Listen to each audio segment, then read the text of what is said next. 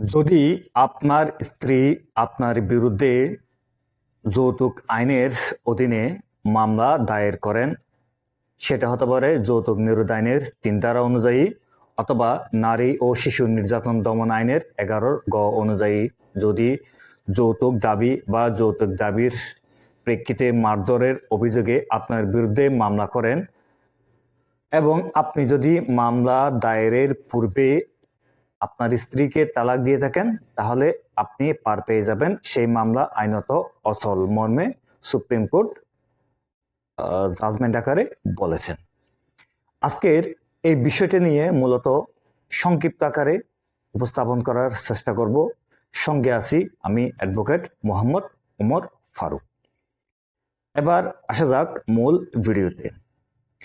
আমাদের বিজ্ঞ আদালত প্রাঙ্গণে বর্তমানে যেসব সিআর মামলা দায়ের হয়, অর্থাৎ আদালতে মামলা দায়ের করা হয়, বেশিরভাগ মামলা কিন্তু এনআই অ্যাক্টের অধীনের মামলা, অর্থাৎ সেকের মামলা, এবং আরেকটি মামলা হচ্ছে যে যৌতুক নিরোধ আইনের ৩ ধারার মামলা, অর্থাৎ যৌতুকের দাবির করার প্রেক্ষিতে মামলা দায়ের করা হয় স্ত্রী কর্তৃক স্বামীর বিরুদ্ধে।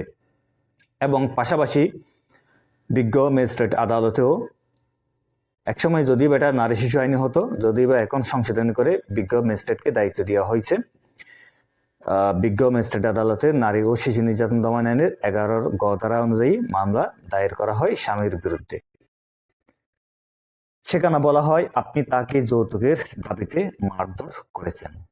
আরেকটা যৌতুক আইনের ৩ ধারা যেটা আছে, সেটা হচ্ছে শুধুমাত্র যৌতুক দাবির প্রেক্ষিতে।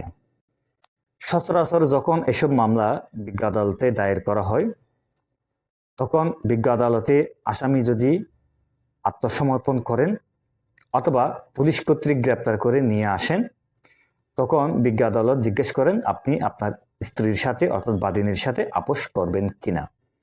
যদি বলেন আপনি আপোষ করবেন, তাহলে আপনাকে আপোষের শর্তে জামিন দিবেন। আর যদি বলেন আপনি আপোষ করবেন না, অনমেরিটে শুনানি করতে চান, যদি বা অনমেরিটে আসলে খুব একটা জামিন দেওয়া হয় না, সাধারণত আসামিকে জেল হাজতে প্রেরণ করা হয়। যদি আপনি আপোষ করবেন বলেন, তাহলে আপোষের সাথে আপনাকে একটা নির্দিষ্ট টাইম পর্যন্ত আপনাকে জামিন দিয়ে থাকেন। কিন্তু প্রশ্ন ওই সময় আসে, যদি আপনি আপনার স্ত্রীকে তালাক দিয়ে থাকেন, অর্থাৎ আপনার স্ত্রী আপনার বিরুদ্ধে যে সময়ে মামলা করেছেন বা যে তারিখে মামলা করেছেন, সেই মামলার পূর্বেই যদি আপনি আপনার স্ত্রীকে তালাক দিয়ে থাকেন, অর্থাৎ তালাকের পরে যদি আপনার স্ত্রী আপনার বিরুদ্ধে মামলা দায়ের করেন, সেটা যৌতুক আইনের ৩ ধারা হতে পারে অথবা নারী ও শিশু নির্যাতন দমন আইনের ১১ গ ধারা অনুযায়ী মামলা হতে পারে। যদি তালাকের পরে, অর্থাৎ আপনি তালাক দেওয়ার পরে, অথবা স্ত্রী আপনাকে তালাক দিক বা আপনি স্ত্রীকে তালাক দিন না কেন, তালাকের পরে যদি এসব মামলা দায়ের করা হয়, তাহলে আপনি যখন তালাক দেওয়ার প্রয়োজনীয় ডকুমেন্টস আপনি জামিন চাওয়ার সময় বিজ্ঞ আদালত উপস্থাপন করেন, তাহলে বিজ্ঞ আদালত আপনাকে জামিন দিয়ে থাকেন।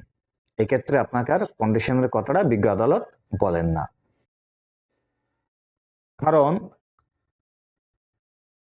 মহামান্য সুপ্রিম কোর্ট ইতিপূর্বে, অর্থাৎ মহামান্য সুপ্রিম কোর্টের হাইকোর্ট বিভাগ এবং অ্যাপিলেট বিভাগ, উভয় বিভাগ থেকে আমি 2টা মামলার জাজমেন্ট পেয়েছি। সেখানে বলা হচ্ছে যে ক্ষেত্রে স্ত্রীকে স্বামী তালাক দিয়েছেন, অর্থাৎ স্ত্রী যেই সময়ে মামলা করেছেন সেই সময়ের পূর্বেই স্বামী কর্তৃক, অর্থাৎ আসামি কর্তৃক বাদিনী তথা স্ত্রীকে তালাক দেওয়া হয়েছে এবং এই মামলাটি তালাক দেওয়ার পরেই দায়ের করা হয়েছে। বিদায় এসব মামলা আইনত অচল হবে, এই মামলা চলবে না।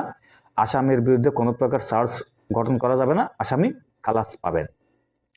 যদি বা যে 2টা মামলা আমি পেয়েছি, সেই 2টা মামলায় কিন্তু একটা যৌতুক আইনের মামলা, অর্থাৎ 9টাই যৌতুক আইনের মামলা। এটা মহামান্য সুপ্রিম কোর্ট অর্থাৎ বিচারিক আদালতের এগেনস্টে গিয়ে আদেশ দিয়েছিলেন। বিচারিক আদালত আসামির বিরুদ্ধে চার্জ গঠন করেছিলেন, অর্থাৎ অভিযোগ গঠন করেছিলেন বিচার করার জন্য। এই আদেশের প্রেক্ষিতে আসামি পক্ষ সংক্ষুব্ধ হয়ে মহামান্য সুপ্রিম কোর্টে গিয়েছেন। মহামান্য সুপ্রিম কোর্টের হাইকোর্ট বিভাগ এই মামলাটা কোয়াশ করে দিয়েছেন, কারণ তালাকের পরেই মামলা অর্থাৎ মামলার আগেই তালাক দেওয়া হয়েছে। কিন্তু বাদীপক্ষ যখন আবার সংক্ষুব্ধ হয়ে অ্যাপিলেট ডিভিশনে গিয়েছেন তখন অ্যাপিলেট ডিভিশনে সেম কথা বলেছেন, হাইকোর্ট বিভাগ যেই আদেশটা দিয়েছেন সেটাই বৈধ, সেটাই সঠিক। অর্থাৎ তালাকের পরে মামলা দেওয়ার কারণে সেই মামলা আইনত চলবে না, আইনত অচল, আসামি তালাক পাবেন। অতএব আপনারা যদি কখনো যৌতুক আইনের মামলা বা নারী শিশু আইনের 11 মামলা অর্থাৎ যৌতুক দাবির মামলায় আটকা পড়েন এবং আপনারা যদি ইতিপূর্বে তালাক দিয়ে থাকেন তাহলে তালাকের কাগজপত্রগুলি বিজ্ঞ আদালতকে উপস্থাপন করবেন আপনার নিয়োজিত বিজ্ঞ আইনজীবীর মাধ্যমে। বিদায় নিচ্ছি। আসসালামু আলাইকুম। সবাই ভালো থাকুন, সুস্থ থাকুন। ধন্যবাদ।